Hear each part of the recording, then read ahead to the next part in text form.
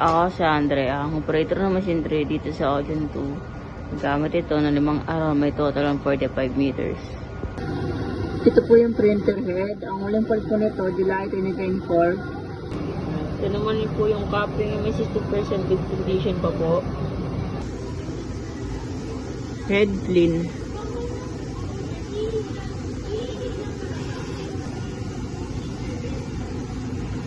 Nasa na ang wiper after head clean. Nozzle check.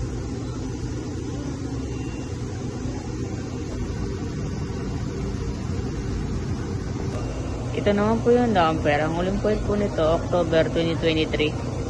Ang waste lang po, nalinis ng isang araw.